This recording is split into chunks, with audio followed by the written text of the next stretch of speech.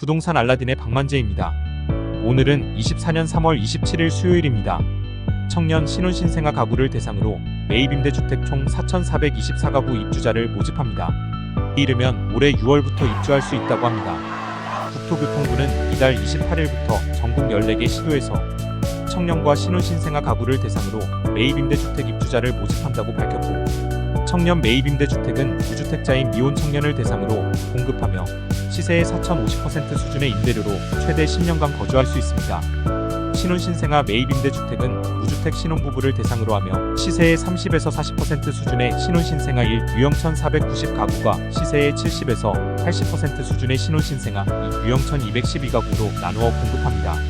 신혼신생아 1 유형은 도시근로자 가구당 월평균 소득의 70% 맞벌이 경우 90% 이하 가구를, 신혼신생아 2 유형은 도시근로자 가구당 월평균 소득의 100% 맞벌이는 120% 이하 가구를 대상으로 합니다.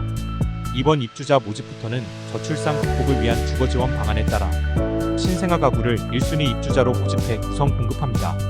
또한 결혼 7년 이내 신혼부부와 예비 신혼부부, 6세 이하 자녀를 양육하는 가구도 신혼신생아 매입임대주택 입주자 모집에 신청할 수 있습니다. 한국토지주택공사에서는 청년 1,512가구, 신혼신생아 1,835가구를 모집하며 서울주택도시공사 등에서는 1,077가구를 모집합니다. 모집 공고는 LH청약플러스와 각 기관별 누리집에서 확인할 수 있습니다. 2024년에는 약 3만 가구의 매입임대주택을 공급할 예정이며 2025년에는 최대 3만 7천 가구, 2026년에는 최대 5만 6천 가구가 입주할 수 있을 것으로 추정되며, 매입임대 사업 절차는 국토부, 지자체, 지방공사 등 관계기관이 협의하여 진행하며 지역 내 임대주택 수요 대비 지자체 자체 공급이 부족한 경우 LH 물량으로 보충할 예정입니다. 청년 신혼신생아 가구 매입임대주택의 입주 자격, 소득 기준, 임대료, 거주기간, 일정 등 정보는 한국토지주택공사 청약플러스, 서울도시공사 누리집 등 관련 기관의 공고문을 통해 확인할 수 있습니다. 서울시가 세운 지구 일대에 세운 정비계획안에 적신호가 켜졌다고 합니다. 유네스코는 이러한 서울시의 재정비 계획이 세계문화유산 종묘의 경관에 미칠 영향에 대해 현황보고서를 요청했고, 종묘의 세계유산적 가치를 훼손할 우려가 있다는 민원에 따른 조치입니다. 26일 중앙일보는 문화재청을 인용해 유네스코 세계유산위원회가 서울시에 세운 지구 재정비 계획안에 대해 종묘 현황 보고서를 요청했다고 보도했습니다. 이 보도에 따르면 유네스코는 지난해 11월 문화재청에 이런 내용의 공문을 보냈고, 서울시에서 관련 자료를 제출할 예정입니다. 이는 지난해 7월 청계천을 지로보존연대가 유네스코에 민원을 제기한 데 따른 후속 조치입니다. 이들은 종묘 일대 경관 시뮬레이션 결과를 근거로 세운 지구에 최고 200m 높이의 주상복합 건물이 들어서면 종묘 정전에서 바라볼 때 건축물 윗부분 120m가 눈에 들어온다고 주장했습니다. 이는 김포장릉 앞 고층 아파트 사태와 유사합니다. 학계는 유네스코의 조치를 주목하고 있으며, 유네스코는 과거에도 세계유산 경관을 훼손하는 개발을 막은 사례가 있었고 2006년 런던타워 인근 초고층 건물 신축 계획을 철회하게 했습니다. 유네스코는 2004년 세계유산 해상무역도시로 지정된 리버풀도 항구 인근 대규모 재개발 사업이 추진됐다는 점에서 2021년 지정을 취소한 바 있습니다. 서울시는 종묘 경관이 훼손되지 않는다는 입장이며, 세운 지구는 문화재 규제 지역 밖에 위치해 문화재 보존 지역이 아니므로 허가가 필요 없다는 것 이며 높이를 규제할 법적 기준도 없다는 입장입니다. 수도권 서남부 지역과 서울을 잇는 신안산선이 당초 2025년 4월 개통을 예정했지만 사실상 적기 개통이 불가능할 것이라는 전망이 나오고 있습니다. 개통까지 약 1년 정도의 시간이 남았지만 이달 15일 기준 전체 구간 실적 공정률이 35%에 불과하기 때문입니다. 신안산선은 안산, 시흥, 광명을 거쳐 여의도까지 19개 역사 총 44.9km를 연결하는 노선입니다. 총 사업비 3조 3,465억 원 규모이며 사업 시행자는 넥스트레인이고 포스코건설, 롯데건설, 대보건설 등이 시공을 맡았습니다.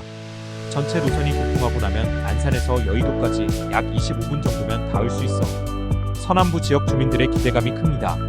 25년 4월 예정된 신안산선 개통이 늦어질 것이란 전망이 나온 건 남은 사업기간 대비 공정률이 현저하게 저조하기 때문으로, 신안산선 사업관리를 맡은 국가철도공단에 따르면 이달 15일 기준 신안산선 전체 실적 공정률은 35%인 것으로 파악되고 있습니다. 2019년 9월 착공해 올해로 사업을 추진한 지 5년이 다 되어가는데도 신안산선 공정률이 30%대에 머무르고 있는 원인으로는 크게 보상과 지반 불량 문제가 꼽힌다. 신안산선 사업 시행을 맡은 넥스트레인 관계자는 초기에 서울 지역 용지 보상 문제로 착공이 늦어진 부분이 있지만 현재는 추진구를 다 뚫고 불착 공사까지 완료한 단계라면서 최대한 개통 일정에 맞추려고 하고 있으며 전체 개통 시기와 관련해서는 주무관청인 국토부와 협의하고 있다고 밝혔습니다. 서울에 남은 마지막 대규모 판자촌인 서울 강남구 개포동 구룡마을 토지 보상이 24년 4월부터 시작하면서 재개발 사업에 속도가 붙을 전망입니다. 24일 서울시와 서울주택도시 SH공사에 따르면 최근 한국부동산원으로부터 강남구 개포동 567-1번지 일대 26만 6,502제곱미터에 대한 감정평가를 진행한 결과 적정하다는 결과가 나왔으며 SH공사는 이를 바탕으로 막바지 보상 계획을 수립하고 있는 것으로 확인되고 있으며 이르면 4월부터 토지 보상이 시작될 예정입니다. 보상 대상자는 토지 소유주 228명과 거주민 총 1,107가구이며 SH공사 관계자는 토지와 지상 지작물에 대한 감정평가로 산출된 금액을 기준으로 보상액을 책정하고 협의 보상을 진행할 계획이라고 말했습니다. 토지 보상액은 최근 경매 낙찰가를 감안하면 평당 1,197만에서 2,417만원 수준일 것으로 추정됩니다. 실제 구룡마을 내 개포동 119일대 토지 2,314제곱미터인 약 700평은 올해 1월 83억 8천만원에 경매로 낙찰된 것으로 알려졌습니다. 평당 1,197만원 수준입니다. 인근 개포동 586-4일대 토지 61제곱미터 18평은 4억 3,510만원으로 평당 2,417만원에 낙찰됐다가 현재 대금 미납으로 재매각 절차가 진행 중입니다.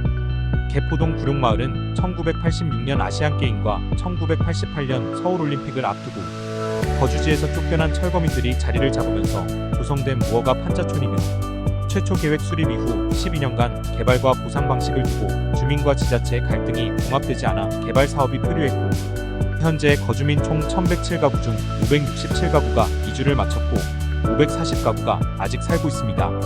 거주민들은 전용 60제곱미터 25평 이하 임대주택을 공급받을 수 있습니다.